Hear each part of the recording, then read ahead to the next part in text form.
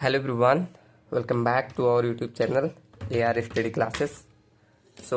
हम पढ़ रहे हैं डिज़ाइन ऑफ कंक्रीट स्ट्रक्चर, जिसमें प्रीवियस लेक्चर में हमने टू वे स्लैब किया था और मैंने कल के लेक्चर में एक ये न्यूमेरिकल दिया था, बोला था आप सभी लोग सॉल्व कीजिएगा। ठीक, तो आशा करता हूँ आप सभी लोगों ने ट्राई किया होगा और कितने लोग का कितने स्टेप तक सॉल्व हो गया होगा कमेंट सेक्शन में बताइएगा, जिससे मुझे एक आइडिया लगे हाँ कितने लोग को समझ में आ रहा होगा। ठीक, तो सभी लोग कमेंट करना कि कितने स्टेप तक सॉल्व कर लिए थे आप लोग।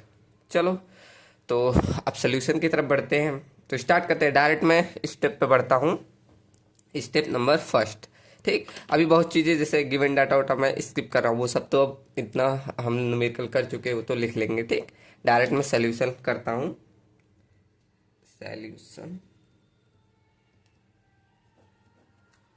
डायरेक्ट मैं स्टेप नंबर फर्स्ट लिखता हूँ। अब पहला स्टेप मैंने क्या बताया था? स्टेप नंबर फर्स्ट मैंने बोला था चेक कीजिए कि पहला कि हमारा ये जो मैंने क्वेश्चन यहाँ तो लिख दिया है लेकिन आपको चेक करना है। ठीक, तो पहला चेक कीजिए कि टू वे स्लैब है कि नहीं। तो यहाँ लिखिए check for two way slab. ठीक, तो इसके लिए मैंने क्या कंडीशन बताई थी कि L Y by L X का रेशियो 2 से कम होना चाहिए। क्या? L Y by L X का रेशियो लेस देन होना चाहिए, लेस देन 2, तब वो हमारा क्या टू वे स्लैब कहलाता है, टू वे स्लैब। चलो, तो वैल्यू पुट करके चेक कर लो। तो यहाँ पर L Y by L X, अब देखो एल वाई क्या हमारा था, लॉन्गर स्पैन, लॉन्गर हमारा कितना 5.8 मीटर और शॉर्टर स्पैन कितना है 4.2 मीटर, रख दो। तो 5.8 अपॉन 4.2 मीटर लेस देन 2। अब डिवाइड करके देख लो, कम है, देखो 5.8 डिवाइड बाई 4.2, ये आपकी वैल्यू आई 1.38, जो कि किससे कम है, 2 से कम है। हाँ कम है, यहाँ ऐसे लिख देंगे कितना 1.38 इज लेस देन 2। तो ये हमारा क्या टू वे स्लैब है, लिख देंगे hence it is a to way slab. ठीक, ये हमारा पहला स्टेप। चलो, अब अगला स्टेप पढ़ते हैं, स्टेप नंबर 2। स्टेप सेकंड हमारा होता था क्या, ट्रायल डेप्थ निकालने के लिए। क्या? Trial depth. अब इसके लिए मैंने क्या आईएस कोडल प्रोविजन दिया गया था। अब एक बार और रिकैप करा दूं, इसमें है ना, इसमें नहीं है, रुकिए मैं दिखा रहा हूँ। कल का नोट लाओ, ये रहा आपका कल का नोट। तो इसमें कल मैंने लिखाया था स्टेप 2 ट्रायल डेप्थ में कि L by D ratio for two way slab up to 3.5 metre span. यहाँ पर लेकिन हमारा स्पैन कितना है, कितना 4.2 मीटर, शॉर्टर स्पैन की बात कर रहे हैं, और यहाँ पर बोला था 3.5 मीटर तक, लेकिन अप टू मतलब उतने तक बोला था। लेकिन यहाँ पर एक कंडीशन मैंने यहाँ लास्ट में लिखवाई थी कि अगर if span is greater than 3.5 metre then L by D ratio is adopted as 25, मतलब ए वैल्यू 25 लेनी है। कुछ ऐसे देखो, यहाँ 3.5 मीटर से ज़्यादा है ना, यहाँ देखो ग्रेटर देन 3.5 मीटर, तो हमारा कितना है, शॉर्टर स्पैन देखेंगे तो 4.2 मीटर है, ज़्यादा है। तो यहाँ पर एल बाई डी रेशियो कितना लेंगे, greater it does not equal to 25, मतलब ए वैल्यू के स्थान पे आपको 25 लेना है। ठीक, चलो अब सब वैल्यू रख के यहाँ ट्रायल डेप्थ निकाल लो, जैसे पीछे करते हैं वैसे निकाल लो। कैसे? एल का मान कितना है, हमें एल का मान यही शॉर्टर स्पैन वाला रखना है 4.2 मीटर, रख दो। इसको एमएम में बदल के रखना, तो 4.2 मीटर को एमएम में करेंगे तो कितना 4200 हो जाएगा, 4200 बटे डी। अब इसको इधर ले आओ 25 को और डी का इधर कर दो, तो यहाँ डिवाइड करके देखो डी का मान कितना आ रहा है, तो 4200 डिवाइड बाई 25, तो ये आपका आ रहा है 168, दिख रहा है ना 168 mm। तो यहाँ से जो हमने ट्रायल डेप्थ निकाला 168 mm, इसका मतलब इससे कम नहीं होना चाहिए। अब इससे ज़्यादा हमने बोला था कुछ हमेशा ज़्यादा ही लेके चलना चाहिए जिससे आपका सीएन ना है। तो यहाँ 160 mm आया ना, अब डी बराबर डायरेक्ट हम चलो कितना ले लें, 200 mm ले रहे हैं। ठीक, चलो डी बराबर हमने 200 mm एज्यूम कर लिया। अब इससे कम नहीं है, इससे ज़्यादा ही लेना है। ठीक, तो यहाँ से ट्रायल डेप्थ हमने कितना 200 mm ले लिया। चलो, तो अब यहाँ से हम क्या निकाल लेंगे, कैपिटल डी निकाल लो। तो कैपिटल डी बराबर क्या होता है, small D plus effective cover. अब यहाँ हमें कवर की वैल्यू दी गई थी क्वेश्चन में, देखो कवर बराबर हमें 30 mm दिया गया था क्वेश्चन में, अगर क्वेश्चन आपने पढ़ा होगा तो कवर कितना 30 mm दिया था। चलो तो डी बराबर यहाँ पर स्मॉल डी हमने 200 निकाला प्लस इफेक्टिव डेप्थ हमें 30 mm दिया है, तो यहाँ से कैपिटल डी की वैल्यू हमें मिल जाएगी 230 mm। ठीक, अब ये दोनों मान आप ध्यान रखिए, यही हम दोनों यूज करेंगे आगे फर्दर सोल्यूशन में। ठीक, तो यहाँ से डी मिल गया, स्मॉल डी मिल गया। अब अगला स्टेप क्या होता है हमारा, लोड कैलकुलेशन का। चलो तो करते हैं लोड कैलकुलेशन, इधर साइड रख दूं। अब डालिए स्टेप नंबर, एक सेकेंड इसको नीचे रख दे।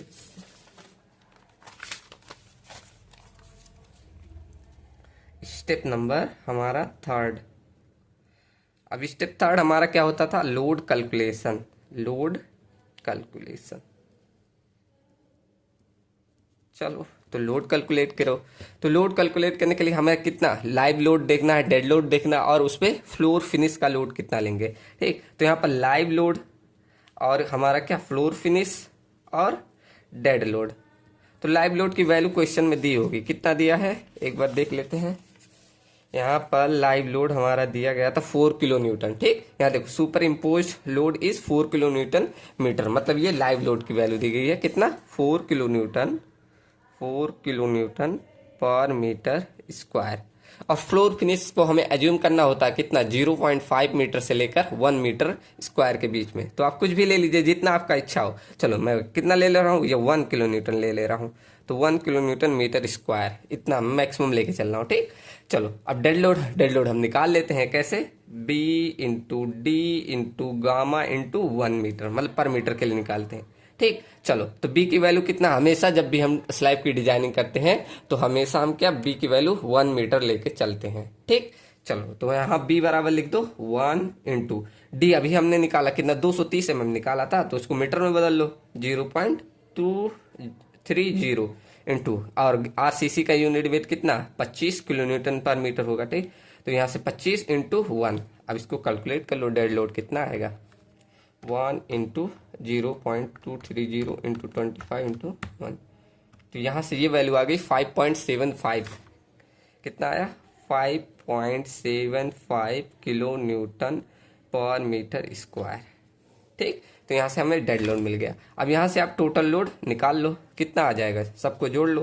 तो यहाँ 4 प्लस 1 प्लस 5.75, अब तीनों को जोड़ेंगे कितना आ गया, टोटल लोड आ गया 10.75, 10.75 ये हमारा टोटल लोड आ गया।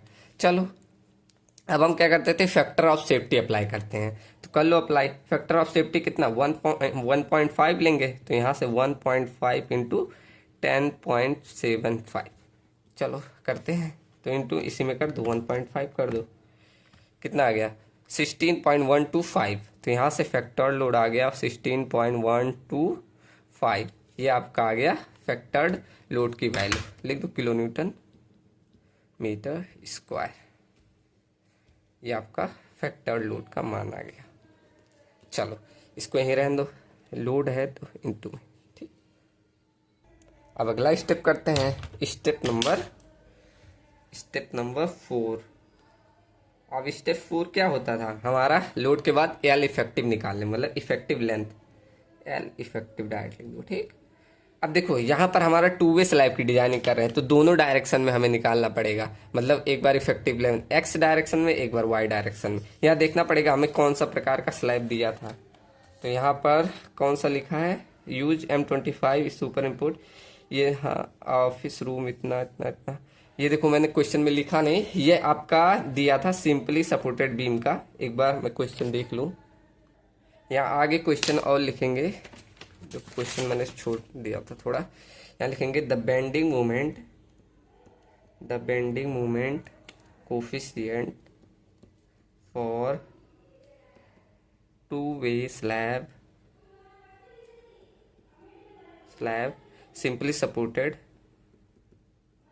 simply supported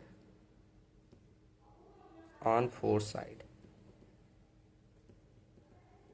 ठीक, चलो यहाँ पर आप मेंशन कर दिया कि कौन सा प्रकार का है, मतलब सिंपली सपोर्टेड बी मतलब स्लैब है हमारा। ठीक, तो यहाँ से अब हमारे लिए इजी हो जाएगा। ये देखो मैंने ध्यान नहीं दिया था, जल्दी जल्दी में लिख दिया। ठीक, तो यह सही कर लीजिएगा कि the bending moment coefficient for two way slab simply supported on four side. चलो, तो यहाँ से हमें मालूम चल गया कि हमारा स्लैब कौन सा है, सिंपली सपोर्टेड के लिए डिजाइन करना है। तो सिंपली सपोर्टेड के लिए अब हमें दोनों डायरेक्शन में एल इफेक्टिव निकालना पड़ेगा, एक बार आपको एक्स डायरेक्शन में, एक बार आपको वाई डायरेक्शन में।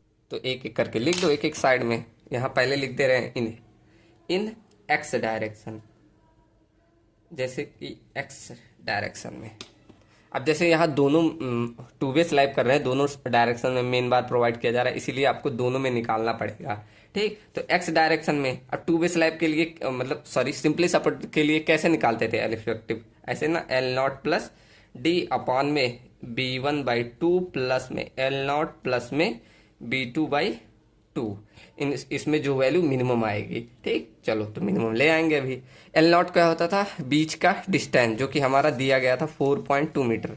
समझ में आ रहा है कि नहीं, एक बार मैं फिगर ही बना दूं, नहीं तो जो लोग नए नए आए जाएंगे दिक्कत होगा। देखो ये कुछ आपका सिंपली सपोर्टेड बीम है, तो ये बीच का डिस्टेंस जो होता है इसे एल नॉट बोलते हैं। ठीक, और ये वाली डेप्थ डी, और इसे बोलेंगे B1 और इसे बोलेंगे B2। तो ये वाला हमने स्पैन कितना लेके चला था क्वेश्चन में, 4.2 मीटर। एक बार देख लें कितना लेके चले हैं, क्वेश्चन कहाँ गया, ये रहा। तो हमारा कितना है 4.2 मीटर। अभी हम एक्स डायरेक्शन वाला देख रहे हैं, तो एक्स शॉर्टर वाला तो 4.2 मीटर। तो यहाँ से लिखेंगे 4.2 मीटर प्लस, और यहाँ डेप्थ हमारी कितनी दी गई है बीम की, ये भी हमें देखना पड़ेगा। तो डेप्थ हमारा दिया गया था, ये तो वॉल थिकनेस हो गया। अरे डेप्थ तो हमने निकाला है, डेप्थ की वैल्यू कितनी, स्मॉल डी हमने 200 mm निकाला है, तो 200 mm को मीटर में बदलो 0.200, ये ले लेंगे। ऐसे हम B1 बाई टू, B1 अब हमें ये B1 लेना है, B1 मतलब ये विड्थ कितना दिया है, B1 हमें दिया गया है, देखो वॉल थिकनेस 180 mm, मतलब ये वाला हमें 180 mm दिया है। तो यहाँ से B1 by two plus B2 by two दोनों बराबर है, तो 180 प्लस एल नॉट मतलब 4.2 प्लस 0.180। समझ में आया ना कैसे कैलकुलेशन किया, इन दोनों को जोड़ोगे तो ये 0.108 ही आएगा, कर लीजिएगा। ठीक, चलो तो अब देखो इनमें से मिनिमम कौन सा आएगा, तो 4.2 प्लस 0. ये आ गया 4.4 मीटर, और ये आ जाएगा 4.380 इतना मीटर। तो इनमें से मिनिमम कौन सा है, यहाँ से मिनिमम हमारा यही है। तो L effective in X direction हमें मिल गया, L effective in X direction कितना मिला, 4.380 मीटर। ये हमें एक्स डायरेक्शन में एल इफेक्टिव मिल गया। ऐसे आप वाई डायरेक्शन में भी निकाल लीजिए। अब निकाल लो इन वाई डायरेक्शन। अब वाई डायरेक्शन में क्या, बस एल नॉट का जो यहाँ वैल्यू है, स्पैन की वैल्यू, वहाँ वाई वाला ले लेंगे। वाई वाला कितना है 5, कितना था वाई वाला है हमारा 5.8 मीटर। बस यहाँ क्या कीजिए, एल नॉट के स्थान पे 5.8 मीटर रख के सब वैल्यू सेम। देखो फॉर्मूला क्या है हमारा, एल नॉट प्लस डी, या तो हमारा B1 बाई टू प्लस में एल नॉट प्लस में B2 बाई टू। अब रख दो, मान रख दो बस। अब देखो एल नॉट हमारा कितना है 5.8 मीटर, 5.8 प्लस, अब यहाँ पर डेप्थ की वैल्यू तो सेम है, चेंज नहीं होगा 0.200 प्लस में ऐसे B1 भी चेंज नहीं होने वाला, तो ये 0.180 डायरेक्ट B1 प्लस ये दोनों जोड़ोगे तो 0.108 आएगा, प्लस एल नॉट की वैल्यू कितना है 5.8। ये समझ में आ रहा ना, इन दोनों को अगर हाफ करके जोड़ोगे तो यही वैल्यू आएगी पुट करके। ठीक, इसे मैं डायरेक्ट लिख रहा हूँ, जो लोग मैथ में मजबूत होंगे उनको मालूम होगा। तो यहाँ से ये करोगे, दोनों जोड़ोगे तो कितना आ जाएगा, ये 6 मीटर आ जाएगा, और यहाँ आ जाएगा 5.8 प्लस इतना तो 5.980 मीटर। ठीक, यहाँ पर मिनिमम कितना आया, ये वाली मिनिमम, तो एल इफेक्टिव इन, यहाँ से लिख दो L effective in Y direction. अब यहाँ कितना आया 5.980 मीटर, ये आपका वाई डायरेक्शन में आ गया। ठीक, चलो तो हमने यहाँ से एल इफेक्टिव निकाल लिया इजीली। अब किसी को यहाँ से डाउट तो नहीं होना चाहिए। ऐसे आप सिंपल, अब यही डायरेक्ट आप चाहे अल्फा, जो हमने अल्फा एक्स अल्फा वाई निकाला था, मतलब बताया था, वो यही निकाल लीजिए। कैसे? हमें पता था कि अल्फा एक्स और अल्फा वाई की वैल्यू कैसे लेनी है। जैसे हमें पता था कि हमारा एल इफेक्टिव, हमने वहाँ L Y by L X लिखाया था ना, इसका मतलब वहाँ हमने नहीं लिखाया था कि इफेक्टिव लेंथ लेना है। लेकिन ये जो सॉरी मैं जल्दीबाजी कर दे रहा हूँ, देखिए आराम से। अब हम क्या करते हैं, कैलकुलेट करते हैं वहाँ पर अल्फा एक्स और alpha Y. Now we calculate alpha X comma alpha Y. ये कैलकुलेट करें। ये क्या कैलकुलेट कर रहे हैं? क्योंकि कल के फॉर्मूले में हमने बताया था, ये ध्यान हो, अगर हमें अगर मैक्सिमम बेंडिंग मोमेंट निकालना है तो यहाँ पर अल्फा एक्स और अल्फा वाई की वैल्यू चाहिए ना।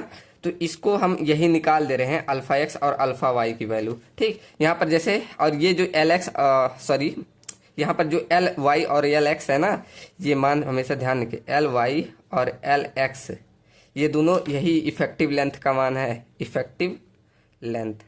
ऐसा ना ध्यान रखिए कि शॉर्टर स्पैन लॉन्गर स्पैन, ये इफेक्टिव लेंथ ही है। तो यहाँ से अब हम क्या कर रहे हैं, यहीं अल्फा एक्स और अल्फा वाई का मान निकाल लें, जिससे हमें आगे अभी यहाँ ज़्यादा कैलकुलेशन हो जाएगा, इसीलिए। ठीक, चलो अल्फा एक्स और अल्फा वाई निकाल लेते हैं यहीं। तो हमें पहले निकालना होगा L Y by L X ratio. इसके लिए हमें यही फाइंड कर रहे हैं ना, अल्फा एक्स और अल्फा वाई। तो इसके लिए हमें क्या फाइंड करना होगा, पहले L Y by L X ratio. चलो निकालो। तो एल वाई बाई, अब यहाँ एल वाई मतलब L effective Y, L effective Y upon L effective x, इसका रेशियो करना है। ठीक, ये नहीं कि वो ध्यान, अब आई इस कोड में लिखा है लेकिन इसको मेंशन कर दिया है कि ये इफेक्टिव लेंथ है और ये इफेक्टिव इन वाई डायरेक्शन वाला है। ठीक, चलो तो L effective in Y direction कितना आया, 5.980। ऐसे L effective in X direction में कितना है, 4.380। कैलकुलेट कर लो कितना आ रहा है, 5.980 डिवाइड बाई 4.380।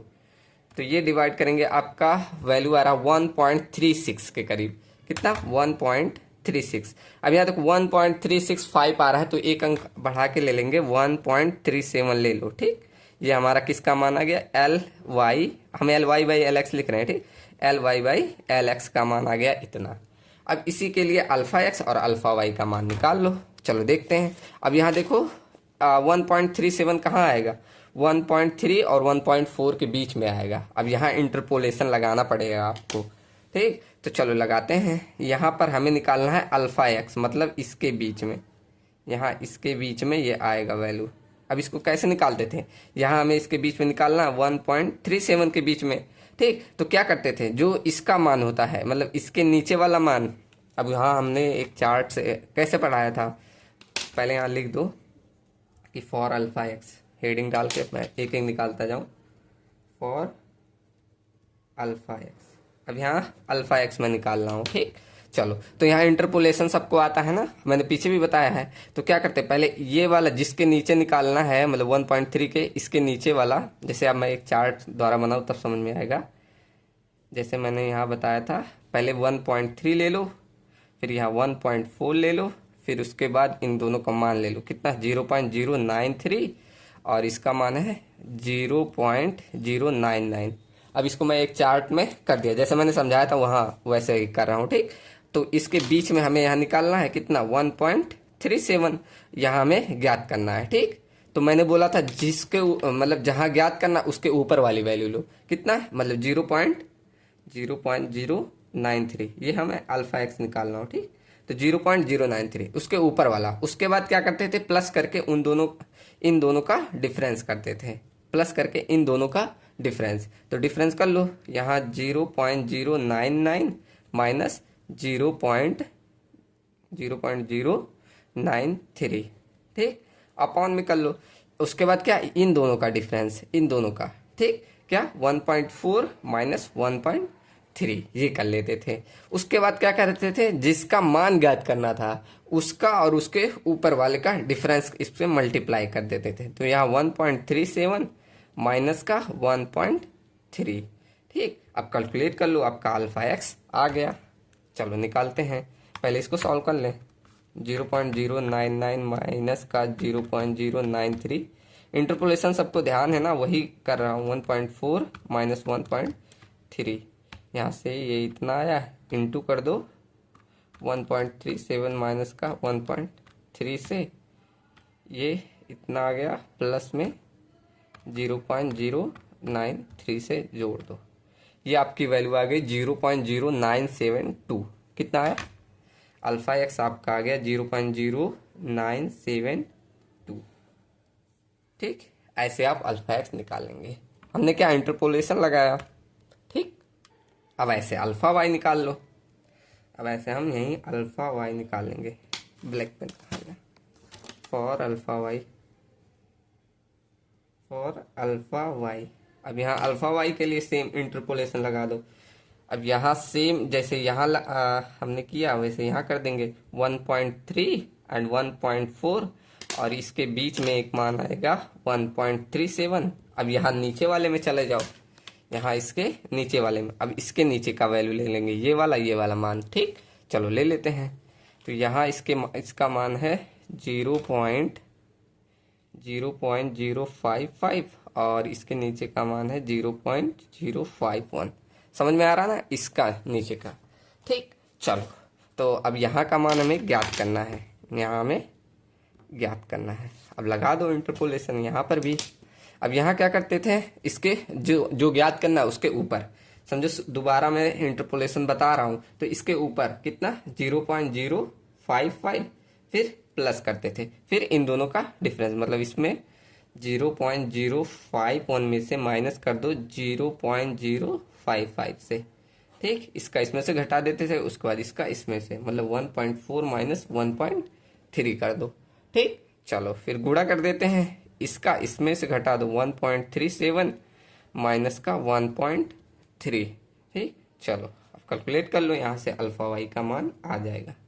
चलो निकाल लो, कितना आएगा 0.051 माइनस का 0.053 डिवाइड बाय 1.4 माइनस का 1.3, ये इतना आया, इनटू में 1.37 माइनस का 1.3 इतना आया, प्लस में करना है हमें 0.055। तो यहाँ से इसका मान आएगा 0.0536। कितना आया 0.0536। यहाँ से आपका अल्फा वाई और अल्फा एक्स आपने निकाल लिया। ठीक, यही इजीली आप निकालेंगे। समझ में आया ना? बस इंटरपोलेशन लगाना है। इंटरपोलेशन आपको मैंने पहले भी पढ़ाया था। ठीक, चलो यहाँ हमने और भी इजी कर दिया। अब इसके बाद हम बढ़ते हैं अपना मैक्सिमम बेंडिंग मोमेंट। अब उसमें कुछ करना ही नहीं रहेगा। क्या निकालेंगे? Maximum bending moment. Step number 5, maximum bending moment. अब यहाँ सब वैल्यू हमने निकाल ली, तो कोई टेंशन ही नहीं। यहाँ एक्स डायरेक्शन में बेंडिंग मोमेंट निकालने, क्या फॉर्मूला पढ़ा था? Alpha x into W U into L X का स्क्वायर। क्या? Alpha x into W U into L X का स्क्वायर। ठीक, चलो तो रख दो। अब यहाँ ध्यान रखिए, ये एल एक्स का मान हम एल इफेक्टिव ही लेंगे। ठीक, ऐसा ना कीजिएगा मतलब शॉर्टर स्पैन वाला ले लीजिएगा। यहाँ हमेशा एल एक्स जो आगे बढ़ रहे हैं वो हम एल इफेक्टिव का मान ही लेंगे। ठीक, चलो तो अल्फा एक्स का मान क्या निकाला अभी? तो अल्फा एक्स अभी हमने निकाला 0.0972 0.0972 इंटू फैक्टर लोड हमने क्या निकाला था? फैक्टर लोड हमने निकाला था, देखो 16.125। क्या? 16.125 इंटू एल एक्स का स्क्वायर, मतलब वही इफेक्टिव लेंथ का स्क्वायर। तो इफेक्टिव लेंथ क्या निकाला था हमने? 4.38 मीटर। तो 4.38 का स्क्वायर। ठीक, ऐसे आप अल्फा वाई डायरेक्शन में निकाल लो, एम यू वाई। अब देखो ये कितना शॉर्ट हो गया, यहाँ alpha Y into W U into L X का स्क्वायर। तो अल्फा वाई कितना निकाला? 0.0536 इंटू फैक्टर लोड हमने कितना है? अच्छा, फैक्टर लोड तो यही लेके चलना है, 16.125 इंटू एल एक्स तो वही है 4.38 का स्क्वायर। अब कितनी आसानी से हमने एक्स डायरेक्शन और वाई डायरेक्शन दोनों में बेंडिंग मोमेंट निकाल लिया। कोई कठिन पड़ा ज़्यादा? कुछ नहीं। तो 0.0972 इंटू 16.125 125 इंटू 4.38 का स्क्वायर। तो ये आपका आ गया 30.068 किलो न्यूटन मीटर का स्क्वायर। ठीक, ये बेंडिंग मोमेंट आ गया। ऐसे 0.0536 इंटू 16.125 इंटू 4.38 का स्क्वायर। यहाँ से ये आ गया 16 पॉइंट, ये गलत कर दिया क्या, 0.0536 इंटू 16.125 इंटू 4.38 का स्क्वायर। सही है, 16.5810 किलो न्यूटन मीटर का स्क्वायर। ठीक, किलो न्यूटन मीटर आएगा ये। चलो, तो यहाँ से हमने क्या निकाल लिया, एक्स डायरेक्शन वाई डायरेक्शन में बेंडिंग मोमेंट का मान। अच्छा, उसके बाद अगला स्टेप हमारा क्या होता था कि जो हमने डेप्थ निकालते थे उसका चेक करते थे कि सही है कि नहीं। तो यहाँ अगला स्टेप डालेंगे, step number 6, check for trial depth. Check for trial depth. अब जैसे पीछे चेक करते थे वैसे सेम क्या, ऐसे दोनों डायरेक्शन में आपको चेक करना पड़ेगा। तो यहाँ लिखेंगे in X direction, in Y direction, यहीं दूसरे पेन से लिख दो, in X direction, in Y direction. तो फॉर्मूला वही जो यूज करते आए हो, डी बराबर अंडर रूट में M U movement in X direction upon में क्यू इंटू बी। ऐसे सेम यहाँ डी बराबर अंडर रूट में M U in Y direction upon Q into B. Check कर लो। अब यहाँ सब यहाँ देखो क्यू बराबर हम क्या लेके चलेंगे, क्यू बराबर हमारा ग्रेड के आधार पे, ग्रेड कितना है हमारा, ग्रेड हमारा दिया है 415। तो 415 के लिए कितना 0.138 एफसी के, 0.138 एफसी के। ठीक, ये लेके चलते हैं, पीछे हमने बताया था कैसे। ठीक, तो यहाँ से निकाल लो एफ, यहीं क्यू का मान निकाल ले। ऐसे सेम इसके लिए भी वही मान होगा। तो यहाँ पर क्यू बराबर आ जाएगा 0.138 इंटू एफ सी के, ग्रेड एफ सी के हमारा कितना है M25, मतलब 25 लेके चलना है। ठीक, तो यहाँ से अब सब वैल्यू मालूम है तो डी बराबर निकाल लो। अंडर रूट में एम यू एक्स डायरेक्शन में कितना आया 30.068 इंटू, अब देखो ये किलो न्यूटन मीटर में है, इसको न्यूटन मीटर में बदलना पड़ेगा। उसके लिए 10⁶ से मल्टीप्लाई कर दीजिएगा। ठीक, चलो यहाँ से Q का मान लिख लो। Q का मान मालूम है कितना, 0.138 इंटू 25 और इंटू V का मान हमेशा 1 मीटर, तो 1 मीटर को mm में बदल लेंगे तो इंटू 1000। अब mm में क्यों बदल रहे, क्योंकि हमें डेप्थ mm में मालूम है, इसीलिए सब mm में बदला जा रहा है। ठीक, चलो तो यहाँ से D का मान निकाल लो। अब निकाल लेंगे अंडर रूट और इसको बटे में कर दे 30.068 इंटू 10⁻, कितना 6। नीचे आ जाओ 0.138 इंटू 25 इंटू 1000, ज़्यादा जीरो हो। तो यहाँ से देखो डेप्थ हमारा आया 93.35, स्मॉल डी की वैल्यू आई 93 पॉइंट, मतलब अप्रॉक्सीमेट 94 mm लेके चले। और हम ये हमारा कौन सा होना चाहिए, डी रिक्वायर्ड की वैल्यू आई है, डी रिक्वायर्ड। और डी हमने प्रोवाइड किया है कितना 200 mm, शायद कितना प्रोवाइड किया है, इधर है, इसमें नहीं है, इसमें ही यहाँ है। डी हमने प्रोवाइड किया है 200 mm, यहाँ दिख रहा है आपको, डी हमने प्रोवाइड किया है 200 mm, मतलब D provide is greater then D required. जितना रिक्वायर्ड था उससे हमने ज़्यादा प्रोवाइड किया, मतलब hence design is okay, hence design is okay, हमारा डिज़ाइन सही चल रहा है। ठीक, चलो ऐसे वाई डायरेक्शन में भी आप चेक कर सकते हैं, सब चीज़ें वाई डायरेक्शन में रख दो। मोमेंट इन वाई डायरेक्शन में कितना है 16.58 10 इंटू 10⁻6 अपॉन क्यू बी का मान तो वही रहेगा 0.138 इंटू 25, बी तो हमारा 1000 हो जाएगा वही बस। तो यहाँ से भी डी निकाल लो, वाई डायरेक्शन में कितना रखना था आपको, तो यहाँ पे निकालेंगे कितना आ जाएगा 16.58 इंटू 10⁻6 और यहाँ नीचे आ जाओ तो 0.138 इंटू 25 इंटू 1000। तो यहाँ से आपका मान आ गया 69, मतलब वाई डायरेक्शन में आपको इतने ही ज़रूरत थी, इतना ही रिक्वायर्ड था और हमने प्रोवाइड ही उतना ही किया। ये हमने एक्स और वाई दोनों डायरेक्शन में इतना ही प्रोवाइड कर दिया है। तो यहाँ से आपका मतलब डिजाइन सही चल रहा है। ठीक, ऐसा नहीं कि वाई डायरेक्शन में और रिक्वायर्ड था। ठीक, तो इतना ही रिक्वायर्ड था, हमने प्रोवाइड इतना किया, मतलब हमारा डिजाइन अब तक सही चल रहा है। चलो, अब इसके बाद अगला स्टेप हमारा क्या होता है, हमें मेन रेनफोर्समेंट निकालना होता है। स्टेप नंबर लिखेंगे, स्टेप नंबर 7। स्टेप नंबर 7 क्या, मेन रेनफोर्समेंट। अब डबली रेनफोर्समेंट बीम में हम दोनों डायरेक्शन में ही मेन रेनफोर्समेंट प्रोवाइड करते हैं, तो दोनों डायरेक्शन में निकालना पड़ेगा। तो लिखो मेन रेनफोर्समेंट, रेनफोर्समेंट किसमें, x comma y both direction.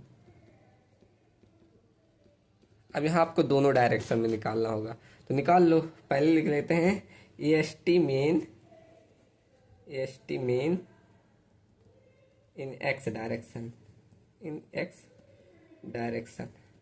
अब फॉर्मूला तो सबको याद हो गया होगा, कितना 0.5 F C K upon F Y, फिर ब्रैकेट लगाते हैं 1 minus under root 1 minus 4.6 M U. अब देखो यहाँ एम यू एक्स डायरेक्शन का निकालना है, तो एम यू एक्स लिखना है। अपॉन में क्या, एफ सी के B D square, F C के बी डी स्क्वायर, फिर ब्रैकेट 1 बी इंटू डी। सब वैल्यू मालूम है आपको, सब वैल्यू रख दो। चलो, तो कितना आ जाएगा 0.5 इंटू एफ सी के का मान कितना है, एफ सी के हमारा 25, एफ वाई हमारा 415 है, into 1 minus under root 1 minus 4.6 into, अब मोमेंट इन एक्स डायरेक्शन में कितना है, मोमेंट इन एक्स डायरेक्शन में 30.068। अब देखो ये हमारा किलो न्यूटन मीटर में, इसको mm बदल लेना, तो 10⁻6 हो जाएगा। अपॉन एफ सी के का मान कितना 25 इंटू बी का मान 1000 रख दो, इंटू और यहाँ डी हमारा कितना, हमने बोला था 200 mm, तो यहाँ 200 mm का स्क्वायर रख दो, इंटू यहाँ 1000 इंटू यहाँ डी करना 200। अब निकाल लो, बस कैलकुलेशन है, करिए। चलो करते हैं, 0.5 इंटू ब्रैकेट में 25 डिवाइड बाई 415। ठीक, फिर इंटू में ब्रैकेट में 1 माइनस, अब यहाँ अंडर रूट 1 माइनस, अब यहाँ अपॉन में 4.6 इंटू 30.068 इंटू 10⁻6, और नीचे आ गए 25 इंटू 1000 इंटू 200 का स्क्वायर। सॉरी, ये नीचे आओ, कैसे, ये 200 का स्क्वायर। ठीक, अब सही है, ये इतना आया। अब इंटू कर दो 1000 इंटू 200, तो यहाँ से आपका ए एस टी मेन का मतलब एक्स डायरेक्शन में आ गया 432 पॉइंट, लिख दो 432.101 mm स्क्वायर। ये क्या है, A S T main in X direction. ठीक, ये हमारा एक्स डायरेक्शन में आया। चलो, ऐसे आप वाई डायरेक्शन में निकालेंगे। एक सेकेंड, चलो अब इस कॉपी में करते हैं, पेजेस नहीं रहे मेरे पास, खत्म। चलो, तो यहाँ मैंने एक्स डायरेक्शन में निकाल लिया, अब निकालता हूँ वाई डायरेक्शन में। ठीक, तो यहाँ लिखूँ, हेडिंग लिख देंगे एस टी मेन किसमें, इन Y direction, in Y direction. ठीक, बस क्या करना है, उस एम यू के स्थान पे हमें एम यू वाई रख देना है। ठीक, तो हमें फॉर्मूला मालूम है कितना, 0.5 F C K upon F Y, फिर ब्रैकेट लगाओ 1 माइनस, फिर अंडर रूट में 1 माइनस 4.6। अब यहाँ ध्यान दो, यहाँ एम यू बस वाई लिख देना है अपॉन में। ठीक, अब यहाँ B D square, F C के B D square, F C के बी डी स्क्वायर, फिर ब्रैकेट बंद कर दो बी इंटू डी। ठीक, बस सब वैल्यू मालूम है आपको, पुट कर दो। यहाँ से 0.5 इंटू एफ सी के का मान 25 अपॉन में 415, ब्रैकेट में 1 माइनस अंडर रूट 1 माइनस, अब यहाँ देखो 4.6 4.6 m2। अब देखो यहाँ MUY, अब मतलब इसका मान रखना है 16.58 इंटू 10⁶, ये mm में बदलने के लिए, ठीक। अपॉन में FCK का मान 25 इंटू B का मान 1000 mm, 1 मीटर को mm वाला 1000 mm, इंटू D हमें निकाला था कितना 200 mm, तो इसका 200 का स्क्वायर, ब्रेकेट बन, B का मान 1000 इंटू D का मान कितना 200 mm, ठीक। चलो कैलकुलेट करते हैं, मेरे साथ साथ कैलकुलेट करते रहिएगा, मुझसे भी गलती हो सकती है, ठीक। इतना बड़ा बड़ा कैलकुलेशन है। तो 0.5 इंटू ब्रेकेट में 0.5 इंटू ब्रेकेट लगाओ 25 डिवाइड बाई 415 इंटू ब्रेकेट में 1 माइनस √1 माइनस, अब ये आ जाएगा 4.6 इंटू 16.58 इंटू 10⁶, नीचे चले आए 25 इंटू 1000 इंटू 200 का स्क्वायर, ये इतना आया, लास्ट में इंटू 1000 इंटू 200, तो ये आया वाई डायरेक्शन में 234.27, कितना आया 234.27 mm स्क्वायर, ये हमारा आया AST मेन, किस डायरेक्शन में, वाई डायरेक्शन में, ठीक। चलो यहां से हमारा निकल गया AST मेन इन X डायरेक्शन, AST मेन इन Y डायरेक्शन। अब यहाँ से आप क्या करेंगे, जो आपने प्रोवाइड किया मतलब मेन रेनफोर्समेंट, अब अगला स्टेप रहेगा कि आपको चेक करना है कि ये मिनिमम, जो हम चेक करते हैं कि मिनिमम रेनफोर्समेंट से ज़्यादा तो नहीं हो गया। अगला स्टेप डाल दीजिए, कितना था स्टेप नंबर, ये हमारा आ जाएगा 7 8, तो स्टेप नंबर हमारा ये आ गया 8। अब स्टेप 8 में आपको चेक करना है, check for minimum reinforcement, check for minimum reinforcement, ठीक। अब दोनों डायरेक्शन में चेक कर सकते हैं या एक ही डायरेक्शन में चेक करें। चलो तो पहले लिख देते हैं कि एक ही डायरेक्शन में चेक कर दे, दोनों सेम ही आएगा क्योंकि मेन रेनफोर्समेंट दोनों है। तो ए मिनिमम बराबर कितना होता था, ए मिनिमम मेन रेनफोर्समेंट के लिए कितना होता है 0.12% of cross section area, 0.12% of cross section area, यही होता है ना। चलो तो कितना होगा 0.12 अपॉन इसको परसेंटेज को 100 कर दिए, अब क्रॉस सेक्शन एरिया मतलब बी इंटू डी, तो कितना हो जाएगा बी की वैल्यू हमने निकाली थी कितना, बी निकाली नहीं, बी हमने अज्यूम करके चलते हैं हमेशा 1000 mm, तो हमेशा 1000 mm लिख दीजिए, इंटू डी का मान हमने निकाला था, डी हमारा कैपिटल डी कितना आया था 230 mm, ठीक। यहाँ से ये इससे काट दीजिए, और कल सी कहाँ गया, ये इधर रहा, निकाल लो, तो 0.12 इंटू 10 इंटू 230, तो यहाँ से आ जाएगा 276, मतलब ये आपका ए मिनिमम का मान आ गया 276 mm स्क्वायर, ये आपका ए मिनिमम का मान आया। अब यहाँ से देखेंगे, अब हमने जो प्रोवाइड किया है यहाँ सबसे ज़्यादा ही है ए मिनिमम, अगर चेक करें तो यहाँ पर ए मेन का मान वाई डायरेक्शन देखे कितना था, वाई डायरेक्शन में आपका था ए मेन का मान 432.101, तो यहाँ से देखेंगे AST प्रोवाइड का मान A main provide is greater than A minimum, है कि नहीं। तो यहाँ से hence design is okay, hence design is okay, ठीक। यहाँ से हमारा डिजाइन ओके है। तो अब इसके आगे क्या करेंगे, आप यहाँ से स्पेसिंग निकालेंगे, उसके बाद स्पेसिंग का भी चेक कर लीजिए, ठीक। चलो तो स्पेसिंग कैसे निकालते थे, हमें फॉर्मूला पता था, पहले तो आपको एज्यूम करना पड़ेगा डाया ऑफ बार, ठीक। तो एज्यूम करो, एज्यूम अब कुछ भी आप अपने मन से एज्यूम कर लो, तो मैं एज्यूम कर ले रहा हूँ, चलो 8 mm का, की bar 8 mm dia of bar use कर रहा हूँ, ठीक। तो यहाँ से स्पेसिंग का फॉर्मूला कितने लोग को मालूम है, 1000 बटे हम कितना एरिया ऑफ AST, जो मतलब AST निकालते थे, इंटू π/4 इंटू 5 का स्क्वायर, कुछ यही होता है, रख दो सब वैल्यू रख के स्पेसिंग निकाल लो 1000। यहाँ से हमारी ये मिनिमम स्पेसिंग आती है, कितना मतलब प्रोवाइड करना है AST, और AST हम x का निकालना है तो x का एरिया निकाल लो, कितना है एरिया ऑफ AST ये देखो 432.101 रख दो, 432.101 into pi by four into 5। अब डाया हमने माना है 8 mm, इसका स्क्वायर रख दो। तो यहाँ से 1000 डिवाइड बाई 432 ये इतना आया, इंटू पाई/4 इंटू 8 का स्क्वायर।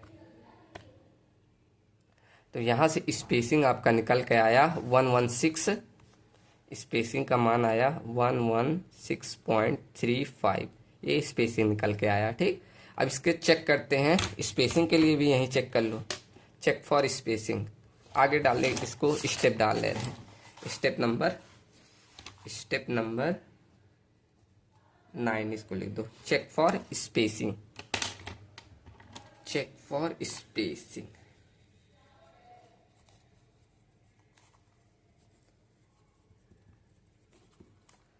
अब स्पेसिंग के लिए कैसे चेक करते थे, जब हमारा मेन रेनफोर्समेंट होता था उसके लिए 3D या तो 300 mm, इन दोनों से मिनिमम होना चाहिए। अब D के मान हमने कितना निकाला 200, तो यहाँ से 3 इंटू 200 mm करेंगे तो ये हमारा 600 mm आ गया, ये हमारा 300 mm। तो इन दोनों में से मिनिमम कौन सा है, 300 है। सो हमारा स्पेसिंग यहाँ से कितना, मिनिमम से मिनिमम कितना है 300 mm, इतना हमारा मतलब मैक्सिमम स्पेसिंग आपको 300 mm देना है। और हम जो प्रोवाइड कर रहे हैं यहाँ से निकाले हैं वो 116। ठीक, तो यहाँ से मतलब 116 इतना हम प्रोवाइड वाला निकाल रहे हैं। ठीक, तो यहाँ से हम लिख सकते हैं हैंस, मतलब इतना आपको मैक्सिमम जाना था, इससे ज़्यादा नहीं जाना था। अगर इससे ज़्यादा जाते तो वहाँ बेकार रहता, मतलब मिनिमम इतना ही प्रोवाइड करना है आपको। और यहाँ हम प्रोवाइड कर रहे हैं 116 स्पेसिंग, तो यहाँ लिख देंगे hence provide 8 mm dia reinforcement in X direction. कितने पे 128 लिख रहा हूँ, कितना है 116.35 mm centre to centre spacing से। ठीक, ये हम प्रोवाइड कर रहे हैं। अब ऐसे चाहें हम, जैसे यहाँ मतलब मिनिमम रेनफोर्समेंट एक्स डायरेक्शन में निकाले हैं, ऐसे जैसे यहाँ एक्स डायरेक्शन में निकाले, आप वाई डायरेक्शन में भी निकालना है। ठीक, तो निकाल सकते हैं आप। यहाँ चाहे होते तो हम साथ में ही करते आते तो बहुत बड़ा हो जाता। यहाँ आगे स्टेप ही डाल के कर दे रहे हैं, स्टेप नंबर 10 11 बहुत ज़्यादा बड़ा हो जा रहा है, आप करिएगा। चलो मैं शॉर्ट में कर दे रहा हूँ। स्टेप नंबर 10 क्या लिख दें कि check for A minimum in Y direction. अब वाई डायरेक्शन में हम ए मिनिमम चेक कर दे रहे हैं। ठीक, यहाँ तो मैंने एक्स डायरेक्शन के लिए सबके लिए चेक किया। चलो चेक कर लेते हैं। तो यहाँ से अगर ए मिनिमम निकालेंगे तो ए मिनिमम तो वही आएगा, कुछ चेंज होगा नहीं, सब वही रहेगा। A minimum in Y direction, दूसरा पेन का है, A minimum in Y direction check करेंगे कितना आएगा, 12% ऑफ क्रॉस सेक्शन एरिया, मतलब वही आएगा। कितना आया था हमारा, आया था 276 mm स्क्वायर, ये हमारा ए मिनिमम आया था। अब यहाँ हम नोटिस करेंगे कि ए मिनिमम ज़्यादा आया और हम जो यहाँ AST मेन निकाले वो कम आया। यहाँ क्या नोटिस कर रहे हैं कि AST मेन जो निकाले थे वो वाली वैल्यू कम आई, किस में, वाई डायरेक्शन में। और AST मिनिमम जो है हमारा इन वाई डायरेक्शन, ये वाली ज़्यादा आई। तो यहाँ पर आप क्या करेंगे, ये मिनिमम वाली वैल्यू प्रोवाइड करेंगे। ठीक, तो ऐसे लिख देंगे हैंस। अब बहुत से लोग यहाँ सोचने लगते क्या होगा। ठीक, तो हैंस वी विल प्रोवाइड, अब देखो डिजाइनिंग कितना बड़ा है, hence we will provide AST minimum in Y direction. ठीक, चलो तो इसे आप वाई डायरेक्शन में AST मिनिमम प्रोवाइड करेंगे। ठीक, अब आगे आप क्या करेंगे, स्पेसिंग निकाल लेंगे। स्पेसिंग कैसे, आप डाया कुछ एज्यूम करिएगा, वहां से स्पेसिंग निकल जाएगा। उसके बाद आप चेक कर लेंगे स्टेप नंबर 11 डाल के कि check for spacing in Y direction, check for spacing in Y direction.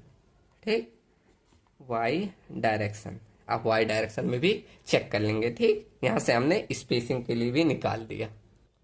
चलो तो यहाँ से स्टेप नंबर 11 कर दिया, काफ़ी स्टेप बना दिया मैंने। चलो अब अगला स्टेप, स्टेप नंबर 12। अब ये 12 मैं नहीं कराऊंगा, आप लोग खुद करिएगा। स्टेप नंबर 12 में आपको चेक करना है सीयर के लिए, चेक फॉर सीयर। अब ये कराऊंगा तो अभी 10 मिनट से ज़्यादा लग जाएगा। चेक फॉर सीयर कैसे चेक करते हैं, पहले हम नॉमिनल सीयर निकालेंगे। पहला हम क्या नॉमिनल सीयर मतलब टॉबी की निकालेंगे, उसके बाद दूसरा हम टॉसी निकालेंगे। चेक कर लेंगे वहां से कि हमारा टॉसी की वैल्यू अगर ज़्यादा आ जाएगी टॉबी से तो हमारा क्या रहेगा, डिज़ाइन ओके रहेगा। ठीक, डिज़ाइन ओके रहेगा। अब यहाँ मुझे इतना टाइम लग रहा है, ऐसा मत सोचिएगा कि एग्जाम में आपको बहुत टाइम लगेगा। यहाँ मैं समझा रहा हूँ इसीलिए बहुत ज़्यादा टाइम लग रहा है। ठीक, नहीं तो आपको ज़्यादा ज़्यादा 25 से 30 मिनट उतना तो मैं मैक्सिमम बोल रहा हूँ, आपकी स्पीड पे डिपेंड करता है। जैसा आपका कैलकुलेशन हो जाएगा तो उस हिसाब से आपको जाएगा टाइम। ठीक, तो यहाँ से आप चेक फॉर सीयर कर देंगे, ये लास्ट स्टेप रहता है। ठीक, अब यहाँ से सब चीज़ें निकाल लिए हैं तो डिटेलिंग भी कर देंगे लास्ट में। क्या लिख दें, स्टेप नंबर 13। यहाँ मैंने काफ़ी स्टेप बढ़ा दिए हैं, लेकिन इससे मत ध्यान रखिए क्योंकि मैंने कई चीज़ें मतलब अलग अलग से कर दी है। अब देखिए वाई डायरेक्शन के लिए भी स्टेप बता दिया है, एक ही में कर सकते हैं आप। तो यहाँ स्टेप नंबर 13 आप क्या करेंगे, detailing, detailing of slab. Detailing आप लोग कर लीजिएगा, एक बार बता दूं, पिछली बार शायद नहीं बताया था। चलो एक बार बता दे रहा हूँ डिटेलिंग कैसे करेंगे मैं। चलो फिगर बना दूं पहले। देखिए यहाँ पर ऐसे आप दो स्पैन बनाएंगे, एक बार शॉर्टर स्पैन के अलॉन्ग, एक बार लॉन्गर स्पैन के अलॉन्ग, ऐसे लिख देंगे। यहाँ पर ये लिखेंगे कि section along, section along shorter span, और एक बार लिख देंगे सेक्शन अलॉन्ग लॉन्गर स्पैन। ठीक, तो इस तरह आप निकाल, आप सब चीज़ें लिख दिए, जैसे यहाँ एल नॉट, फिर एल इफेक्टिव, फिर यहाँ मेन बार, फिर यहाँ पर मेन बार इन वाई डायरेक्शन, सब चीज़ें आप ये लिख सकते हैं। लिखने वाला काम तो कर लीजिएगा। ठीक, ये मेन बार इन वाई डायरेक्शन, जो जो चीज़ें जितनी आई है वहाँ पीछे से लिख लीजिएगा। ठीक, काफ़ी लंबा ये हो गया एक क्वेश्चन। अब हम कल में करेंगे टू वे स्लैब का कंटिन्यूअस, मतलब यहाँ तो हमने टू वे स्लैब का किया। अब आपके सिलेबस में मेंशन किया था, एक बार क्वांटम दिखाऊंगा आपको। तो यहाँ पर देखेंगे, चलो देखो यही है, देखो यहाँ पर आपको design of to way slab में कंटिन्यूअस स्लैब का भी पढ़ना है, तो हम ये भी पढ़ेंगे यहाँ पर। लेकिन कभी आया नहीं है, लेकिन कल करा दूंगा। देखो यहाँ एक क्वेश्चन आया था, यही करा दूंगा, लेकिन मैं यहाँ दूसरी तरह सोल्यूशन दिया, मैं अपने हिसाब से बताऊंगा, उस तरह आप लोग करके आइएगा। कभी आया नहीं है लेकिन ये थोड़ा है। ठीक, तो पढ़ के जाइएगा, ऐसा ना हो कि यही आ जाए इस साल। चलो तो कल के में एक टू वे स्लैब का कंटिन्यूअस के लिए करेंगे, क्योंकि स्पेशली इसमें मेंशन किया है कि design of to way slab, फिर कंटिन्यूअस स्लैब के लिए। अभी यही वन वे स्लैब के लिए कंटिन्यूअस बोल देता ना तो बहुत टफ हो जाता, क्योंकि मतलब कंटिन्यूअस वन वे स्लैब में काफ़ी IS कोडर प्रोविजन होते हैं, तो वो काफ़ी बड़ा टॉपिक हो जाता है। लेकिन यहाँ टू वे स्लैब के लिए है तो आप लोग समझिए काफ़ी सेफ में है। बस यहाँ पर एक चीज़ ध्यान देनी होगी, देखो यहाँ पर है कि डिजाइन ऑफ, जैसे निगेटिव के लिए अल्फा, और जैसे अभी कल के लेक्चर में बताऊंगा। जैसे देखो बता ही दो जब शुरू कर दिया, जैसे ये आपका कंटिन्यूअस स्लैब होता है ना, तो जो बेंडिंग आती है हमने बताया था, यहाँ पर कितना आता है, निगेटिव आता है सपोर्ट पे, और यहाँ पॉजिटिव आता है। तो यहाँ निगेटिव और पॉजिटिव दोनों के लिए अल्फा निकालना होता है, वो भी IS कोड में दिया गया है, ऐसी बात नहीं, कोई याद करना पड़ेगा। तो ये कल जब करेंगे तो कल मालूम चलेगा। ठीक, तो ट्राई कीजिएगा आप लोग, ये सेम स्टेप सब सेम ही है। देखो स्टेप इसमें भी देखेंगे वही सब सेम ही है, बस यहाँ पर वही चेंज है कि अल्फा एक्स अल्फा वाई, और ये मूवमेंट इन एक्स मतलब निगेटिव और पॉजिटिव दोनों डायरेक्शन में निकालना पड़ेगा आपको। ठीक, बस इस यही चेंज है, बाकी सब स्टेप वही सेम है। इसमें भी है, बस इसमें दूसरी तरह से पता नहीं किस तरह लगाया है, लेकिन जैसे मैं बताया हूँ वही, अगर आप ट्राई करेंगे तो आपसे हो जाएगा। बस यही फंसेंगे कि जो आपका अल्फा एक्स और अल्फा वाई इन एक्स डायरेक्शन वाई डायरेक्शन, और निगेटिव पॉजिटिव वाला बस लेना है, बस यही थोड़ा सा चेंज है। बाकी सब स्टेप हमने जो बताया वही सब सेम स्टेप अप्लाई करना है। ठीक, तो सब लोग ट्राई कीजिएगा यही क्वांटम का, कल यही क्वांटम वाला क्वेश्चन करा दूंगा अपने तरीके से। ठीक, इसमें जो सोल्यूशन दिया है वो उसको ना ध्यान रखे, अपने तरीके से मैं बताऊंगा। चलो तो मिलते हैं कल के लेक्चर में। और सोल्यूशन समझ में आया कि नहीं, आज मैंने क्वेश्चन नहीं पढ़ा, ऐसे डायरेक्ट बता दिया, आप जो लोग नए आए होंगे वो समझे नहीं होंगे, ये मैंने कल होमवर्क दिया था। अगर जो नए हो, पता नहीं लास्ट तक रुके होंगे कि नहीं। ठीक, चलो तो मिलते हैं कल के एक नए न्यूमेरिकल के साथ, किसमें, कंटिन्यूअस स्लैब के साथ। ठीक, चलो थैंक यू सो मच। और हाँ, आपका फाउंडेशन वाला जो फाउंडेशन इंजीनियरिंग है क्या, वो भी मैं स्टार्ट करने वाला हूँ, तो कल से उसका भी लेक्चर आ जाएगा और 1 से 1.5 महीने में वो कवर कर दूंगा मैं। चलो तो मिलते हैं कल के लेक्चर के साथ। Thank you so much.